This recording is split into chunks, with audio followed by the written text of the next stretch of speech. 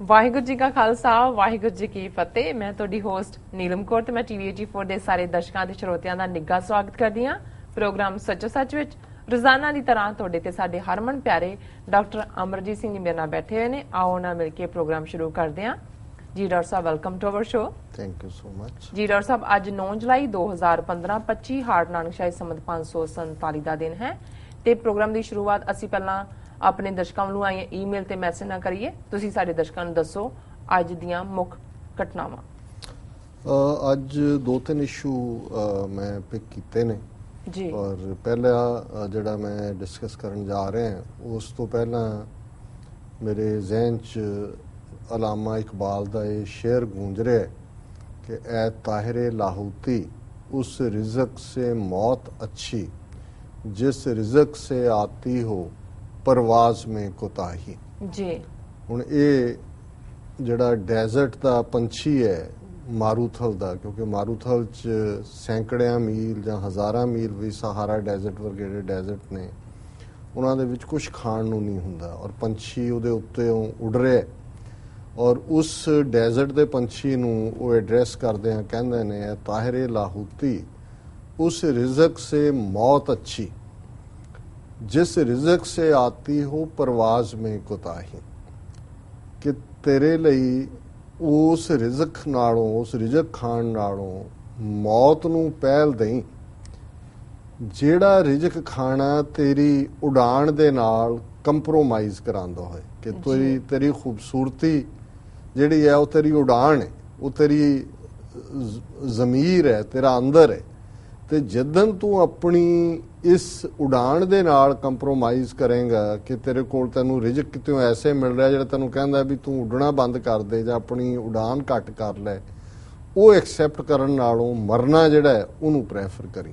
ਜੀ ਹੁਣ ਇਹ ਤਾਂ ਈਵਨ ਇੱਕ ਪੰਛੀ ਦੇ ਲਈ ਵੀ ਐਡਵਾਈਸ ਹੈ। ਪੰਛੀ ਜਿਹੜਾ ਹੈ ਉਹ ਆਪਣੀ ਉਸ ਪ੍ਰਵਾਜ਼ ਨਾਲ ਜਿਹੜਾ ਉਹ ਕੰਪਰੋਮਾਈਜ਼ ਨਹੀਂ ਕਰਦਾ ਔਰ ਜਦੋਂ ਤੁਸੀਂ ਛੱਡਦੇ ਹੋ ਉਹ ਅਸਮਾਨਾਂ ਦੇ ਵਿੱਚ ਜਾਂਦਾ ਹੈ। ਉਸ ਦੇ ਲਈ ਹੋਰ ਕਿਸੇ ਚੀਜ਼ ਦੀ ਉਹਦੀ ਆਜ਼ਾਦੀ ਹੈ। ਜੀ ਹੁਣ ਜਿਹੜੀ ਪ੍ਰਵਾਜ਼ ਦੀ ਗੱਲ ਹੈ ਆਜ਼ਾਦੀ ਦੀ ਗੱਲ ਹੈ, ਲੇਕਿਨ ਮਨੁੱਖੀ ਇਤਿਹਾਸ 'ਚ ਵੀ ਔਰ ਸਾਡੇ ਆਪਣੇ ਇਤਿਹਾਸ 'ਚ ਵੀ ਇਸਲਾਮਿਕ ਇਤਿਹਾਸ ਦੇ ਹਵਾਲੇ ਨਾਲ ਮੈਂ ਦੇਖਦਾ ਹਾਂ ਕਿ ਜਦੋਂ ਮੀਰ ਜ਼ਾਫਰ ਦੀ ਗੱਲ ਹੁੰਦੀ ਹੈ ਜਾਂ ਕਦੇ ਜਿਹੜੇ ਹਿੰਦੂ ਆਪਣੇ ਇਤਿਹਾਸਕ ਹਵਾਲੇ ਦੀ ਗੱਲ ਕਰਦੇ ਨੇ ਤੇ ਫਿਰ ਜੇ ਪ੍ਰਿਥਵੀ ਰਾਜ ਚੌਹਾਨ ਅੱਜ ਵੀ ਇੱਕ ਫਖਰਯੋਗ ਨਾਂ ਹੈ ਜਿਹੜਾ ਕਿ ਲੜਿਆ ਮਰਿਆ ਲੇਕਿਨ ਉਹਨੇ ਜਿਹੜਾ ਉਹਨੇ ਕੁਰਬਾਨੀ ਦਿੱਤੀ ਆਪਣੀ ਆਜ਼ਾਦੀ ਦੇ ਲਈ। ਜੀ ਤੇ ਫਿਰ ਜੈ ਚੰਦ ਵਰਗੇ ਦਾ ਨਾਂ ਵੀ ਆਉਂਦਾ ਜਿਹਨੇ ਕਿ ਜਿਹੜਾ ਸੱਦ ਕੇ ਲਿਆਇਆ ਮੁਹੰਮਦ ਗੌਰੀ ਨੂੰ। ਉਹਨਾਂ ਟ੍ਰੇਟਰਸ ਦੀ ਗੱਲ ਵੀ ਹੁੰਦੀ ਹੈ। ਅਸੀਂ ਆਪਣੇ ਹਵਾਲੇ ਦੇ ਨਾਲ ਜਿਹੜਾ ਹੈ ਉਹ ਡੋਗਰਿਆਂ ਦੀ ਗੱਲ ਕਰਦੇ ਹਾਂ, ਭਾਵੇਂ ਮਿਸਰ ਡੋਗਰੇ ਜਿਹੜੇ ਨੇ ਉਹ ਕੋਈ ਯੂਪੀ ਦਾ ਹੈ, ਕੋਈ ਜੰਮੂ ਕਸ਼ਮੀਰ ਦਾ, ਔਰ ਇਸੇ ਤਰ੍ਹਾਂ ਅਸੀਂ ਉਹਨਾਂ ਦੀ ਗੱਲ ਵੀ ਕਰਦੇ ਹਾਂ। ਜੇ ਕਦੇ ਭਾਈ ਬਚਿੱਤਰ ਸਿੰਘ ਦੀ ਬਹਾਦਰੀ ਦੀ ਗੱਲ ਹੁੰਦੀ ਹੈ ਕਿ ਕਿਵੇਂ ਉਹਨਾਂ ਨੇ ਮਸਤ ਹਾਥੀ ਦਾ ਟਾਕਰਾ ਕੀਤਾ ਗੁਰੂ ਦੇ ਥਾਪੜੇ ਨਾਲ, ਤੇ ਮਸੰਦ ਦੁਨੀ ਚੰਦ ਦੀ ਗੱਲ ਵੀ ਹੁੰਦੀ ਹੈ ਜਿਹੜਾ ਜੰਗ ਦੇ ਮੈਦਾਨ ਚੋਂ ਭਗੌੜਾ ਹੋਇਆ, ਪਿਛਲੀ ਕੰਧ ਟੱਪ ਕੇ ਭੱਜਣਾ ਚਾਹਿਆ, ਮਰ ਵੀ ਗਿਆ ਅਲਟੀਮੇਟਲੀ। ਉਸ ਤੋਂ ਹੀ ਅਸੀਂ ਕਹਿੰਦੇ ਹਾਂ ਕਿ ਮੂਸਾ ਭੱਜਾ ਮੌਤ ਤੋਂ, ਮੌਤ ਅੱਗੇ ਖੜੀ ਕਿ ਵੀ ਭੱਜ ਕੇ ਕਿੱਥੇ ਜਾਓਗੇ, ਮੌਤ ਤਾਂ ਚਾਰ ਚਫੇਰੇ ਨਜ਼ਰ ਆ ਰਹੀ ਹੈ। ਸੋ ਉਹ ਲੋਕ ਬੀਤੇ 'ਚ ਵੀ ਸਨ, ਅੱਜ ਵੀ ਨੇ। ਔਰ ਜਦੋਂ ਪਿਛਲੇ 2 ਦਿਨਾਂ ਤੋਂ ਇਹ ਖਬਰ ਚੱਲ ਰਹੀ ਹੈ, ਅੱਜ ਟ੍ਰਿਬਿਊਨ ਨੇ ਵੀ ਕਵਰ ਕੀਤਾ ਹੈ, ਪਹਿਲਾਂ ਨੇਟਿਵ ਅਖਬਾਰਾਂ ਨੇ ਪੰਜਾਬੀ ਵਾਲਿਆਂ ਨੇ ਕੀਤਾ ਸੀ। 1999 ਦੀਆਂ ਪਾਰਲੀਮੈਂਟ ਚੋਣਾਂ ਵੇਲੇ ਜਿਹੜੇ 8-9 ਮੈਂਬਰ ਪਾਰਲੀਮੈਂਟ ਜਿਨ੍ਹਾਂ ਨੂੰ ਤਿੱਖੀ ਸੁਰ ਵਾਲਿਆਂ ਦੇ ਨੁਮਾਇੰਦੇ ਕਹਿੰਦੇ ਸੀ, ਭਾਵੇਂ ਸਿੱਧੇ ਤੌਰ ਤੇ ਤਾਂ ਸਰ ਸਿਮਰਜੀਤ ਸਿੰਘ ਮਾਨ ਜੇਲ੍ਹ 'ਚ ਸਨ, ਤੰਦਰਪਾਲ ਸਿੰਘ ਜੇਲ੍ਹ 'ਚ ਸਨ, ਕੋਈ ਪਾਰਟੀ ਉਹ ਕੁਇਕਲੀ ਫਾਰਮ ਹੋਈ। ਉਹਨਾਂ 'ਚ ਜਿਹੜੇ ਇਸ ਇਲਾਕੇ 'ਚੋਂ ਸੰਗਰੂਰ 'ਚੋਂ ਮੈਂਬਰ ਪਾਰਲੀਮੈਂਟ ਬਣਿਆ ਸੀ ਉਹ ਰਾਜਦੇਵ ਸਿੰਘ ਖਾਲਸਾ ਸੀ, ਇੱਕ ਥਰਡ ਰੇਟ ਜਿਹਾ ਵਕੀਲ।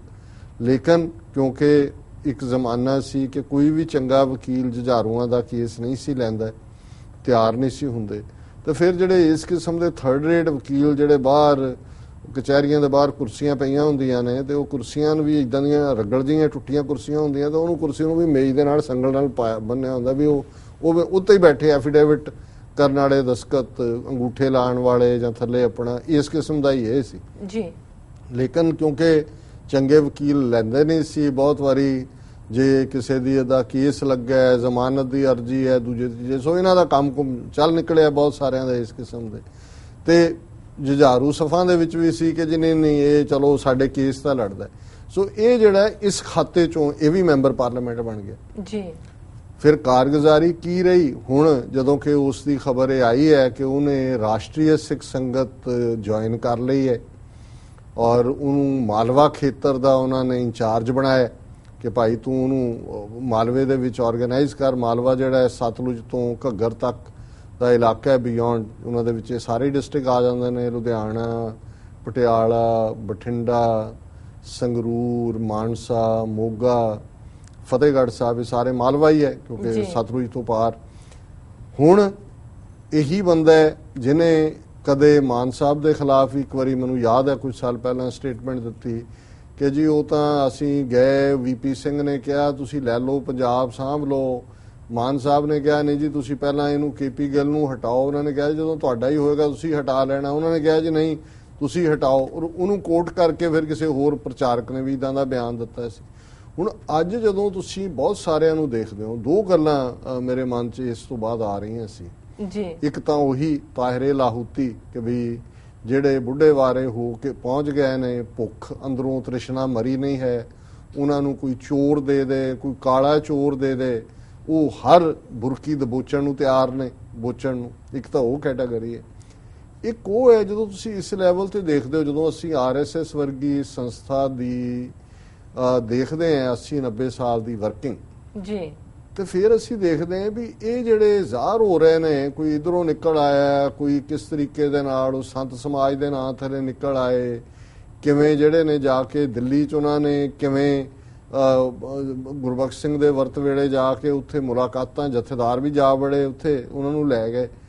ਤੇ ਫਿਰ ਇਹ ਨਜ਼ਰ ਆਉਂਦਾ, ਫਿਰ ਮੇਰਾ ਧਿਆਨ ਉਹ ਜਿਹੜਾ ਓਪਨ ਸੀਕ੍ਰੇਟਸ ਮਲੋਏ ਧਾਰ ਦੀ ਕਿਤਾਬ ਹੈ ਉਹਦੇ ਵੱਲ ਜਾਂਦਾ ਹੈ ਕਿ ਕਿਵੇਂ ਉਹਨਾਂ ਨੇ ਤਾਂ ਪਲਾਂਟ ਕਰਨੇ 80-81 ਚ ਸ਼ੁਰੂ ਕਰਤੇ ਸੀ ਬੰਦੇ ਜੀ, ਜਿਨ੍ਹਾਂ ਨੂੰ ਅਸੀਂ ਬਾਅਦ ਦੇ ਵਿੱਚ ਦੇਖਿਆ ਕੋਈ ਕਿਤੇ ਜਾ ਕੇ ਉਹਨੇ ਕੀ ਗਦਾਰੀ ਕੀਤੀ, ਕਿਤੇ ਕੀ ਕੀਤੀ, ਵੀ ਇਹ ਤਾਂ ਉਹ ਬਿਲਕੁਲ ਉਹਦੇ ਵਾਂਗ ਸੀ। ਕਈ ਵਾਰੀ ਉਹ ਕਹਾਣੀ ਕਾਂ ਤੇ ਕੋਇਲ ਦੀ ਸੁਣਾਈ ਜਾਂਦੀ ਹੈ ਕਿ ਜਿਹੜਾ ਕੋਇਲ ਹੈ ਉਹ ਉਹਨਾਂ ਦੇ ਜਿੱਥੇ ਵੀ ਉਹ ਆਂਡੇ ਦਿੰਦੀ ਹੈ, ਬੱਚੇ ਜਿਹਦੇ ਚੋਂ ਨਿਕਲਣੇ ਹੁੰਦੇ ਨੇ, ਉਹ ਕਾਂ ਖਾ ਜਾਂਦਾ ਉਹਦੇ ਆਂਡੇ ਜੀ, ਤੇ ਉਹਨਾਂ ਦੀ ਤਾਂ ਨਸਲ ਮੁੱਕ ਜਾਣੀ ਸੀ। ਫਿਰ ਉਹਨਾਂ ਨੇ ਵਿਚਾਰ ਕੀਤੀ ਵੀ ਕੀ ਕਰੀਏ। ਉਹਨਾਂ ਨੇ ਕੀ, ਕੋਇਲੀ ਜਿਹੜੀ ਕੋਇਲ ਹੈ, ਬੀਬੀ ਕੋਇਲ, ਉਹ ਕੀ ਕਰਦੀ ਹੈ ਕਿ ਉਹ ਆਪਣੇ ਕੁਝ ਆਂਡੇ ਜਿਹੜੀ ਹੈ ਉਹ ਕੌਣੀ ਦੇ ਆਲਣੇ 'ਚ ਦਿੰਦੀ, ਕਾਂ ਫੀਮੇਲ ਕਾਂ ਦੇ, ਕਿਉਂਕਿ ਉਹਨਾਂ ਅੰਡਿਆਂ ਦੀ ਸ਼ਕਲ ਇੱਕੋ ਜਿਹੀ ਹੁੰਦੀ ਹੈ।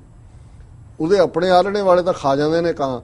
ਸੋ ਉਹ ਜਿਹੜੇ ਨੇ, ਉਹ ਜਿਹੜੀ ਬੀਬੀ ਕਾਂ ਆ, ਉਹਨਾਂ ਨੂੰ ਜਿਹੜੀ ਹੈ ਤਾ ਦਿੰਦੀ ਰਹਿੰਦੀ ਆ ਅੰਡਿਆਂ ਨੂੰ, ਔਰ ਸਮਾਂ ਪਾ ਕੇ ਜਦੋਂ ਉਹ ਚੋਂ ਬੱਚੇ ਨਿਕਲਦੇ ਨੇ, ਅੱਧੇ ਕਾਂ ਦੇ ਹੁੰਦੇ ਨੇ, ਅੱਧੇ ਕੋਇਲ ਦੇ ਹੁੰਦੇ ਨੇ। ਇਸ ਤਰ੍ਹਾਂ ਉਹਨਾਂ ਦੀ ਨਸਲ ਬਚੀ ਹੋਈ ਹੈ। ਸੋ ਮੈਨੂੰ ਕਈ ਵਾਰੀ ਇਹ ਲੱਗਦਾ ਹੈ ਵੀ ਇਹਨਾਂ ਨੇ ਕਿੰਨੇ ਆਂਡੇ ਸਾਡੇ ਵਿਹੜੇ 'ਚ ਲਿਆ ਕੇ ਰੱਖੇ ਹੋਏ ਨੇ। ਇਹ ਤਾਂ ਹੁਣ ਜਦੋਂ ਵਿੱਚੋਂ ਕੋਈ ਚੂਚਾ ਬੁੜਕ ਬੁੜਕ ਕਰਕੇ ਉਧਰ ਨੂੰ ਜਾ ਰਿਹਾ ਹੈ ਤੇ ਨਜ਼ਰ ਆ ਰਿਹਾ ਵੀ ਇਹ ਤਾਂ ਪਹਿਲਾਂ ਦੇ ਰੱਖੇ ਹੋਏ ਨੇ ਜੀ।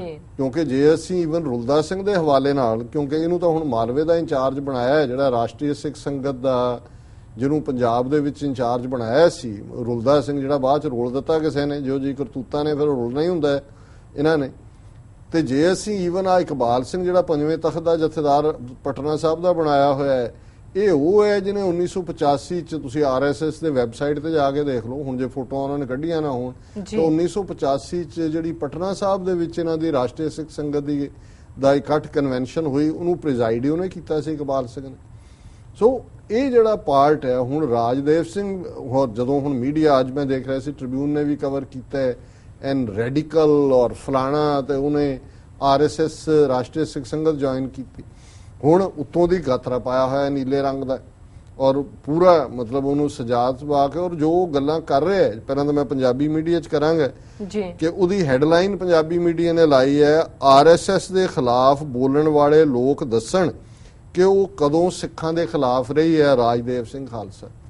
ਹੁਣ ਤੁਸੀਂ ਦੱਸੋ ਵੀ ਕਿਸ ਲੈਵਲ ਦੇ ਉੱਤੇ ਲੋਕ ਵਿਕਦੇ ਆਏ ਨੇ। ਮੈਨੂੰ ਯਾਦ ਹੈ ਮੇਰੇ ਇੱਕ ਮਿੱਤਰ ਨੇ, ਹੁਣ ਵੀ ਨੇ, ਮਵਾਇਦ ਹੁਸੈਨ ਜੀ, ਪਾਕਿਸਤਾਨ ਦੇ ਜਿਹੜਾ ਚੀਫ ਮਿਨਿਸਟਰ ਦੇ ਐਡਵਾਈਜ਼ਰ ਵੀ ਰਹੇ, ਈਸਟਰਨ ਟਾਈਮ ਅਖਬਾਰ ਕੱਢਦੇ ਹੁੰਦੇ ਸੀ। ਹੁਣ ਵੀ ਕੋਈ ਖਾਸ ਸਟੋਰੀ ਹੋਏ ਮੈਨੂੰ ਭੇਜ ਦਿੰਦੇ ਨੇ, ਵਾਸ਼ਿੰਗਟਨ ਬੇਸਡ, ਪਹਿਲੇ ਅਟਾਰਨੀ ਸੁਪਰੀਮ ਕੋਰਟ 'ਚ ਗਏ ਮੁਸਲਮਾਨ ਕਮਿਊਨਿਟੀ ਵੱਲੋਂ। ਉਹ ਮੈਨੂੰ ਇੱਕ ਵਾਰੀ ਕਹਿਣ ਲੱਗਿਆ, ਮੈਨੂੰ ਕਹਿੰਦੇ ਡਾਕਟਰ ਸਾਹਿਬ ਇਹ ਤਾਂ ਠੀਕ ਹੈ, ਸਾਰੇ ਹਿਸਟਰੀ 'ਚ ਹੀ ਲੋਕ ਵਿਕਦੇ ਆਏ ਨੇ, ਵਿਕਦੇ ਨੇ ਜੀ, ਪਰ ਕਹਿੰਦੇ ਜੀ ਆਪਣਿਆਂ ਨੂੰ ਕੀ ਤਕਲੀਫ ਹੈ, ਇੰਨੇ ਸਸਤੇ ਵਿਕ ਜਾਂਦੇ ਨੇ। ਵੀ ਚਲੋ ਜੇ ਵਿਕਣਾ ਹੀ ਹੈ ਕੋਈ ਲੈ ਕੇ ਵਿਕੋ, ਕਿ ਇੰਨੇ ਸਸਤੇ ਵਿਕ ਜਾਂਦੇ ਨੇ। ਮੈਂ ਕਿਹਾ ਜੀ ਬਿਨਾਂ ਪੈਸੇ ਲਿਆ ਵੀ ਵਿਕ ਜਾਂਦੇ, ਆਧਾਰ ਤੇ ਹੀ ਵਿਕ ਜਾਂਦੇ। ਉਹ ਕਹਿੰਦਾ ਵੀ ਫਿਰ ਦੇ ਦੇਣ, ਫਿਰ ਕਹਿਣਗੇ ਜੀ ਸਾਡੇ ਨਾਲ ਧੋਖਾ ਹੋ ਗਿਆ, ਸਾਨੂੰ ਇਹ ਕੀਤਾ ਸੀ। ਮੈਂ ਕਿਹਾ ਇਹ ਤੇ ਮੁਫਤ ਵਿਕਣ ਨੂੰ ਤਿਆਰ ਨੇ, ਉਧਾਰ ਵੀ ਚਲੋ ਛੱਡੋ। ਬੜਾ ਹੱਸੇ ਖੜਖੜਾ ਕੇ ਲਾਹੌਰੀਆ ਨੇ ਕਹਾ ਜੀ ਵਾਹ ਵਾਹ ਸਰਦਾਰ ਸਾਹਿਬ ਸਵਾਦ ਲਿਆ ਤਾ ਜੀ ਤੁਸੀਂ। ਮੈਂ ਕਿਹਾ ਜੀ ਤਾਂ ਮੁਫਤ ਵਿਕਣ ਨੂੰ ਤਿਆਰ ਨੇ, ਉਧਾਰ ਤੇ ਵਿਕ ਜਾਂਦੇ ਨੇ, ਲੈ ਕੇ ਤਾਂ ਕੀ ਵਿਕਣਾ ਇਹਨਾਂ ਨੇ। ਹੁਣ RSS ਦਾ ਜਿਹਨੂੰ ਥੋੜਾ ਬਹੁਤ ਵੀ ਤੁਸੀਂ ਉਹਨਾਂ ਦੇ ਵੈਬਸਾਈਟ ਤੇ ਜਾ ਕੇ ਦੇਖ ਲਓ, ਹੁਣ ਉਹ ਕਹਿ ਰਿਹਾ ਹੈ ਕਿ ਜੀ RSS ਸਿੱਖਾਂ ਨੂੰ ਵੱਖਰੀ ਕੌਮ ਮੰਨਦੀ ਹੈ ਔਰ ਕਦੋਂ ਸਿੱਖਾਂ ਦੇ ਖਿਲਾਫ ਹੈ ਜੀ। ਉਹਨੇ ਤਾਂ ਨਵੰਬਰ 84 ਚ ਰਾਹਤ ਕੈਂਪ ਲਾਏ ਦਿੱਲੀ 'ਚ। ਹੁਣ ਤੁਸੀਂ ਇਹਨਾਂ ਦੇ ਜਿਹੜੇ ਥਿੰਕ ਟੈਂਕ ਸੀ ਇਹਨਾਂ ਦੇ ਬਿਆਨ ਕੱਢ ਲਓ, ਵਾਜਪਾਈ ਕਿਹਦੀ ਨੁਮਾਇੰਦਗੀ ਕਰਦਾ ਹੈ, ਅਡਵਾਨੀ ਜਿਹੜਾ ਉਹ ਜਿਹੜਾ ਬਚੂੰਗੜਾ RSS ਦਾ ਹੈ, ਮਤੇ ਉਹ ਕਰ ਰਹੇ ਨੇ ਕਿ ਭਾਈ 6 ਮਹੀਨੇ ਪਹਿਲਾਂ ਹੋਣਾ ਚਾਹੀਦਾ ਸੀ। RSS ਔਰ ਦੂਜਾ ਜਿਹੜਾ ਉਹ ਇੰਦਰਾ ਗਾਂਧੀ ਨੂੰ ਵਾਜਪਾਈ ਦੁਰਗਾ ਮਾਤਾ ਦਾ ਖਿਤਾਬ ਦਿੰਦਾ ਹੈ। ਕਿਹੜੇ ਰਾਹਤ ਕੈਂਪ ਲਾਏ ਜਿਨ੍ਹਾਂ ਨੇ ਦਿੱਲੀ 'ਚ ਮਾਰੇ, 80 ਦੇ ਕਰੀਬ ਉਹਨਾਂ ਦੇ ਵਿੱਚ RSS ਦੇ ਲੀਡਰ ਔਰ ਵਲੰਟੀਅਰ ਸੀ। ਜਦੋਂ ਵਾਜਪਾਈ ਦੀ ਸਰਕਾਰ ਬਣੀ ਉਹਨਾਂ ਦੇ ਖਿਲਾਫ FIR ਖਾਰਜ ਕੀਤੀਆਂ ਗਈਆਂ ਜੀ। ਮੈਂ ਖੁਦ ਨਵੰਬਰ 84 ਦੇ ਉਸ ਨਸਲਕੁਸ਼ੀ ਤੋਂ ਬਾਅਦ ਪਹਿਲੇ ਹਫਤੇ, ਦੂਸਰੇ ਹਫਤੇ ਜਾਂ ਪਹਿਲੇ ਹਫਤੇ ਦੇ ਐਂਡ ਤੇ ਮੈਂ ਗਿਆ। ਈਵਨ ਜਿਹੜੇ ਕੈਂਪ ਮਾੜੇ ਮੋਟੇ ਰਕਾਬਗੰਜ ਜਾਂ ਗੁਰਦੁਆਰਿਆਂ 'ਚ ਲੱਗੇ ਸੀ ਉਹ ਦਿੱਲੀ ਦੀ ਸਰਕਾਰ ਨੇ ਜਿਹੜਾ ਉਸ ਵੇਲੇ ਬੰਦ ਕਰਵਾ ਦਿੱਤੇ, ਚੁੱਕ ਕੇ ਬਿਲਕੁਲ ਉਹਨਾਂ ਨੂੰ, ਕਿਉਂਕਿ ਬਾਹਰਲੇ ਪੱਤਰਕਾਰ ਆਉਂਦੇ ਸੀ, ਲੋਕ ਆਉਂਦੇ ਸੀ, ਉਹ ਆਪਣੀਆਂ ਕਹਾਣੀਆਂ ਸੁਣਾਉਂਦੇ ਸੀ। ਕਿਹੜੇ ਕੈਂਪ RSS ਨੇ ਲਗਾਏ ਜੀ। ਲੇਕਿਨ ਜਿਸ ਨੂੰ ਤੁਸੀਂ ਕਹਿੰਦੇ ਹੋ ਕਿ ਵੀ ਜਿਹੜਾ ਬੰਦਾ ਸਾਡੇ ਤਾਂ ਆਮ ਪੰਜਾਬ ਵਿੱਚ ਕਹਿੰਦੇ ਜੀ ਮਰ ਗਿਆ ਤੇ ਮੁੱਕਰ ਗਿਆ, ਇਹ ਤਾਂ ਕਿਸ ਕਦਰ ਜ਼ਲੀਲ ਆਦਮੀ ਜਿਹੜਾ ਔਰ ਇਹ ਜਸਟੀਫਾਈ ਕਰ ਰਿਹਾ। ਔਰ ਤੁਸੀਂ ਏਜੰਡਾ ਦੇਖੋ, ਉਹ ਕਹਿ ਰਿਹਾ ਹੈ ਕਿ ਜੀ ਟ੍ਰਿਬਿਊਨ 'ਚ ਹੈ ਕਿ ਜੀ ਇਹ ਭਾਰਤ ਪਾਕਿਸਤਾਨ ਇੱਕ ਹੋਣੇ ਚਾਹੀਦੇ ਨੇ, ਅਖੰਡ ਭਾਰਤ ਬਣਨਾ ਚਾਹੀਦਾ ਤਾਂ ਕਿ ਲੋਕ ਜਿਹੜੇ ਨੇ ਉਹ ਆਰਾਮ ਨਾਲ ਰਹਿਣ। ਉਹਨੇ ਕਿਹਾ ਜੀ RSS ਸਿੱਖਾਂ ਨੂੰ ਅਲੱਗ ਧਰਮ ਮੰਨਦਾ ਹੈ, ਅਲੱਗ ਕੌਮ ਮੰਨਦਾ ਹੈ। ਕੌਣ ਕਹਿੰਦਾ ਵੀ RSS ਸਿੱਖਾਂ ਦੀ ਦੁਸ਼ਮਣ ਹੈ? ਤੇ ਜੇ ਹੁਣ ਇਸ ਹੱਦ ਤੱਕ ਗਿਰਾਵਟ ਹੈ, ਇਸ ਹੱਦ ਤੱਕ, ਔਰ ਬੜੀ ਦੇਰ ਦੇ ਉਹ ਲੱਗੇ ਹੋਏ ਸੀ ਕਿਉਂਕਿ ਉਹਨਾਂ ਨੂੰ ਲੱਗਦਾ ਸੀ ਕਿ ਵੀ ਰੁਲਦਾ ਸਿੰਘ ਤਾਂ ਰੁਲ ਗਿਆ, ਫਿਰ ਕਾਫੀ ਦੇਰ ਰੁਲਦੇ ਦੀ ਤਨਖਾਹ ਭਾਵੇਂ ਕਿਸੇ ਨੂੰ ਦਿੰਦੇ ਰਹੇ ਹੋਣ ਪਰ ਕਿਸੇ ਨੇ ਹੌਸਲਾ ਨਹੀਂ ਕੀਤਾ ਆਉਣ ਦਾ। ਤੇ ਹੁਣ ਜੇ ਹੁਣੀ ਨੇ ਇਸ ਕਿਸਮ ਦਾ ਹੀ ਲਿਖਿਆ ਹੋਇਆ ਤੇ ਹੁਣ ਇਹਨੂੰ ਲੱਭ ਕੇ ਲਿਆਏ ਨੇ। ਪਹਿਲਾਂ ਉਹ ਜਗਮੀਤ ਬਰਾੜ ਨੂੰ ਖੜਾ ਕਰਨਾ ਚਾਹੁੰਦੇ ਸੀ, ਉਹ ਬਾਦਲ ਨੇ ਹਾਲਾਂਕਿ ਇਹਦਾ ਕੋਈ ਫਰਕ ਨਹੀਂ ਪੈਣਾ, ਪਰ ਇਹ ਹੈ ਕਿ ਵੀ ਇਹ ਕਿਸ ਹੱਦ ਤੱਕ ਜ਼ਲਾਲਤ ਹੈ ਔਰ ਕਿਸ ਹੱਦ ਤੱਕ ਜਿਹੜੇ ਨੇ ਇਹ ਜਾ ਚੁੱਕੇ ਨੇ, ਗਿਰ ਚੁੱਕੇ ਲੋਕ ਨੇ ਇਹ ਜਿਹੜਾ। ਔਰ ਮੈਨੂੰ ਕੋਈ ਹੈਰਾਨੀ ਨਹੀਂ ਹੋਏਗੀ ਕਿ ਆਉਣ ਵਾਲੇ ਦਿਨਾਂ 'ਚ ਇਸ ਨਸਲ ਦੇ ਹੋਰ ਮੁਫਤ ਵਿਕਣ ਵਾਲੇ ਜਿਹੜੇ ਨੇ ਉਹ ਹੋਰ ਵੀ ਸਾਹਮਣੇ ਆਉਣਗੇ। ਸੋ ਬਾਕੀ ਇਸ ਨਾਲ ਤਾਂ ਮੈਂ ਜਿਹੜਾ ਇਸ ਤੇ ਵਕਤ ਵੀ ਨਹੀਂ ਜ਼ਾਇਆ ਕਰਨਾ ਚਾਹੁੰਦਾ ਕਿ RSS ਦੀ ਵਿਚਾਰਧਾਰਾ ਕੀ ਹੈ, RSS ਦਾ ਰੋਲ ਕੀ ਹੈ ਔਰ RSS ਕਿਸ ਹੱਦ ਤੱਕ ਜਾ ਕੇ ਜਿਹੜੀ ਹੈ ਉਸ ਨੇ ਘੱਟ ਗਿਣਤੀਆਂ ਨੂੰ 2020 ਤੱਕ ਉਹਨਾਂ ਦਾ ਮੁਖੀ ਤਾਂ ਮੋਹਨ ਭਾਗਵਤ ਕਹਿੰਦਾ ਸੀ ਹਰ ਇੱਕ ਨੂੰ ਹਿੰਦੂ ਬਣਾ ਦੇਣਾ, ਤੇ ਇਹ ਕਿਹਨੂੰ ਮੂਰਖ ਬਣਾ ਰਹੇ ਨੇ। ਪਰ ਤੁਸੀਂ ਇਹਨਾਂ ਦੀ ਔਕਾਤ ਦੇਖੋ ਕੀ ਹੈ ਜੀ। ਦੂਸਰੀ ਜਦੋਂ ਅਸੀਂ ਅਮਰੀਕਾ ਦੇ ਹਵਾਲੇ ਨਾਲ ਗੱਲ ਕਰਦੇ ਹਾਂ, ਜਿਵੇਂ ਅਸੀਂ ਪਿਛਲੇ ਦਿਨਾਂ 'ਚ ਗੱਲ ਕੀਤੀ ਸੀ ਕਿ ਕਿਵੇਂ ਜਦੋਂ ਅਮਰੀਕਨ ਇਨਰ ਆਪਣੀ ਪਾਲਿਸੀ ਮੇਕਿੰਗ ਕਰਦੇ ਨੇ ਜਾਂ ਇਹਨਾਂ ਦਾ ਸਟੇਟ ਡਿਪਾਰਟਮੈਂਟ ਜਾਂ ਦੂਜਾ ਆਪਣੀ ਐਨੂਅਲ ਰਿਪੋਰਟ 'ਚ ਵੀ ਉਹਨਾਂ ਨੇ ਇੰਡੀਆ ਦੀ ਇੰਟੋਲਰੈਂਸ ਦੀ ਗੱਲ ਕੀਤੀ।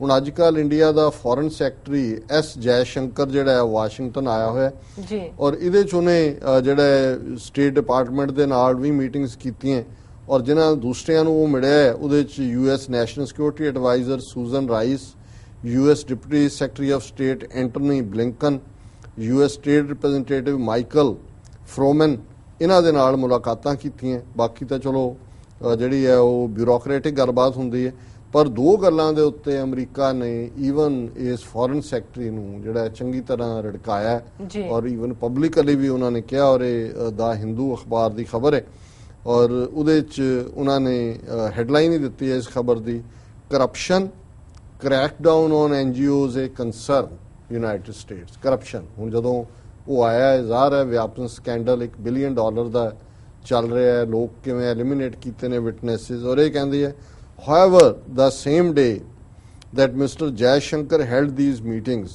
US Deputy Spokesperson Mark Toner said during the State Department's daily briefing, corruption is never a good thing and we encourage all governments including India to address it. ਇਹ ਅਮਰੀਕਨਾਂ ਦਾ style ਹੈ, ਇਹ ਬਹੁਤ ਮਾੜੀ ਚੀਜ਼ ਹੈ ਜੀ ਕਰਪਸ਼ਨ ਦਾ। ਅਸੀਂ ਸਾਰੇ ਦੇਸ਼ਾਂ ਨੂੰ, ਇਹ ਭਾਰਤ ਸਮੇਤ ਹੁਣ ਬੈਠਾ ਹੈ, ਕਹਿ ਹੀ ਉਹਨੂੰ ਰਹੇ ਨੇ ਕਿ ਵੀ ਆ ਕਰਪਟ ਲੋਕਾਂ ਨੂੰ ਤੂੰ ਰਿਪਰੈਜ਼ੈਂਟ ਕਰਦਾ, ਇੱਥੇ ਆਇਆ ਹੈ, ਪਹਿਲਾਂ ਜਾ ਕੇ ਆਪਣੀ ਕਰਪਸ਼ਨ ਠੀਕ ਕਰੋ। ਸੋ ਅਸੀਂ ਸਮਝਦੇ ਹਾਂ ਵੀ ਇਹ ਇੱਕ ਬੜਾ ਜ਼ੋਰਦਾਰ ਸਨੱਬ ਹੈ। ਔਰ ਦੂਸਰੀ ਗੱਲ, ਜਿੱਥੇ ਭਾਰਤ ਨੇ ਕਿੰਨੇ ਹਜ਼ਾਰ NGOs ਦੇ ਉੱਤੇ ਪਾਬੰਦੀ ਲਾ ਦਿੱਤੀ ਹੈ, ਜਿਨ੍ਹਾਂ ਦੇ ਵਿੱਚ ਫੋਰਡ ਫਾਊਂਡੇਸ਼ਨ ਹੈ, ਗ੍ਰੀਨ ਪੀਸ ਹੈ, ਉਹਦੇ ਬਾਰੇ ਵੀ ਉਹਨਾਂ ਨੇ ਸਨੱਬ ਕੀਤਾ ਅਮਰੀਕਨਾਂ ਨੇ। Mr. Toner's comments came in the context of broader discussion at the briefing on a Modi government's crackdown on foreign NGOs such as the Ford Foundation and Greenpeace. He added that while the State Department was encouraged by some of the reforms Mr. Modi had pledged to undertake, we will see how they are implemented. ਉਹਨੇ ਕਿਹਾ ਜੀ ਕੁਝ reform ਤਾਂ ਕੀਤੇ ਨੇ, ਪਰ ਅਸੀਂ ਦੇਖਦੇ ਹਾਂ ਵੀ ਉਹ ਕਿਵੇਂ ਇੰਪਲੀਮੈਂਟ ਹੁੰਦੇ ਨੇ। ਪਰ in that regard, he noted, we remain concerned about difficulties caused to civil society organizations, NGOs, by the manner in which the Foreign Contributions Regulation Act has been applied. We support a strong civil society and certainly non-governmental organizations, NGOs, are part of that process. ਹੁਣ ਇਹ America ਨੇ ਆਪਣੀ official position ਉਹਨਾਂ ਦੇ foreign secretary ਦੇ ਮੂੰਹ ਤੇ ਮਾਰੀ ਹੈ। ਉਹਨਾਂ ਨੇ ਕਿਹਾ ਜੀ ਵੀ ਸਾਨੂੰ ਇਸ ਗੱਲ ਦਾ ਬੜਾ ਫਿਕਰ ਹੈ। ਜਦੋਂ ਰਿਮੇਨ ਕੰਸਰਨਡ ਹੁੰਦਾ ਹੈ, ਇਹ ਡਿਪਲੋਮੈਟਿਕ ਲੈਂਗੁਏਜ ਹੈ, ਇਹਦਾ ਮਤਲਬ ਹੈ ਕਿ ਬਹੁਤ ਜ਼ਿਆਦਾ ਫਿਕਰ ਕਿ ਭਾਈ ਤੁਸੀਂ ਜਿਹੜੀ ਸਿਵਲ ਸੁਸਾਇਟੀ ਆਰਗੇਨਾਈਜੇਸ਼ਨ, ਕਿਉਂਕਿ ਨਾਨ ਗਵਰਨਮੈਂਟਲ ਆਰਗੇਨਾਈਜੇਸ਼ਨ NGO ਦਾ ਬਣਦਾ ਕਿ ਇੱਕ ਤਾਂ ਗਵਰਨਮੈਂਟ ਟੂ ਗਵਰਨਮੈਂਟ ਹੈਲਪ ਹੁੰਦੀ ਹੈ, ਪਰ ਜਿਹੜਾ ਰੀਅਲ ਕੰਮ ਦੁਨੀਆ 'ਚ ਕਰਦੀਆਂ ਨੇ NGOs ਹੀ ਕਰਦੀਆਂ ਨੇ। ਗਵਰਨਮੈਂਟ ਟੂ ਗਵਰਨਮੈਂਟ ਤਾਂ ਹੁੰਦਾ ਕਿਤੇ ਅਕਾਲ ਪੈ ਗਿਆ, ਜਾਂ ਜਿਵੇਂ ਨੇਪਾਲ 'ਚ ਅਰਥਕੁਏਕ ਆ ਗਿਆ, ਜਾਂ ਕੈਟਰੀਨਾ, ਸੁਨਾਮੀ, ਕੋਈ ਅਰਥਕੁਏਕ ਉਹਦੇ 'ਚ। ਲੇਕਿਨ NGOs ਜਿਹੜੀਆਂ ਨੇ, ਨਾਨ ਗਵਰਨਮੈਂਟਲ ਆਰਗੇਨਾਈਜੇਸ਼ਨ ਜਿਹੜੀਆਂ ਸਿਵਲ ਸੁਸਾਇਟੀ ਨੂੰ ਰਿਪਰੈਜ਼ੈਂਟ ਕਰਦੀਆਂ, ਉਹ ਲਗਾਤਾਰਤਾ ਦੇ ਨਾਲ ਕੰਮ ਕਰਦੀਆਂ। ਔਰ ਜਿੰਨਾ ਅੱਜ ਜੇ ਅਫਰੀਕਾ ਦੇ ਵਿੱਚ, ਏਸ਼ੀਆ ਦੇ ਵਿੱਚ, ਸਾਊਥ ਅਮਰੀਕਾ 'ਚ, ਦੂਸਰੀਆਂ ਥਾਵਾਂ ਦੇ ਉੱਤੇ ਕੋਈ ਚੰਗਾ ਕੰਮ ਉੱਥੇ ਐਜੂਕੇਸ਼ਨ ਦਾ ਖੇਤਰ ਹੋਏ, ਹੈਲਥ ਦਾ ਹੋਏ, ਦੂਸਰਾ ਹਿਊਮਨ ਰਾਈਟਸ ਦਾ ਹੋਏ, এনवायरमेंट ਦਾ ਹੋਏ, ਤੇ ਇਹ NGOs ਦੀ ਦੇਣ। ਔਰ ਉਹਨਾਂ ਤਾਂ 9000 ਨੂੰ ਪਾਬੰਦੀ ਲਾ ਦਿੱਤੀ। ਔਰ ਅਮਰੀਕਨਾਂ ਨੇ ਕਿਹਾ ਕਿ ਇਹ ਫੋਰਨ ਕੰਟਰੀਬਿਊਸ਼ਨ ਰੈਗੂਲੇਸ਼ਨ ਐਕਟ ਨੂੰ ਇਸਤੇਮਾਲ ਕਰਕੇ ਜਿਸ ਤਰੀਕੇ ਨਾਲ NGOs ਨੂੰ ਜਿਹੜਾ ਹੈ ਉਹ ਪਾਬੰਦੀ ਲਾਈ ਹੈ, ਇਹ ਠੀਕ ਨਹੀਂ ਹੈ। ਵੀ sports a strong civil society and certainly non-governmental organizations, NGOs are part of that process. So ਇਹ ਅਮਰੀਕਨਾਂ ਦੀ ਡਿਪਲੋਮੈਟਿਕ ਸਨੱਬ ਹੈ ਦੋਨੋਂ ਹੀ ਤਰ੍ਹਾਂ। ਉਹਨਾਂ ਨੇ ਆਪਣੀ ਐਨੂਅਲ ਰਿਪੋਰਟ ਦੇ ਵਿੱਚ ਇਹਨਾਂ ਦੇ ਰਿਲੀਜੀਅਸ ਫਰੀडम ਕਿਵੇਂ ਇਹਨਾਂ ਨੇ ਖਤਮ ਕੀਤੀ ਹੈ, ਔਰ ਇਹ ਇਸ 1-to-1 ਦੇ ਵਿੱਚ ਉਹਨਾਂ ਨੇ ਸਿਵਲ ਸੁਸਾਇਟੀ, NGOs ਔਰ ਕਰਪਸ਼ਨ ਇਨ ਇੰਡੀਆ ਇਹਨੂੰ ਟਾਰਗੇਟ ਕੀਤਾ। ਮੇਰਾ ਖਿਆਲ ਹੈ ਵਕਤ ਹੋ ਗਿਆ ਜੀ। ਡਾਕਟਰ ਸਾਹਿਬ ਤੁਹਾਡਾ ਬਹੁਤ ਬਹੁਤ ਸ਼ੁਕਰੀਆ। ਸੁਣਾ ਲੈਣੇ ਬ੍ਰੇਕ। ਵਿਊਅਰਸ ਤੁਸੀਂ ਕਿਤੇ ਨਹੀਂ ਜਾਣਾ, ਮਿਲਦੇ ਹਾਂ ਆਫਟਰ ਦ ਸ਼ਾਰਟ ਬ੍ਰੇਕ।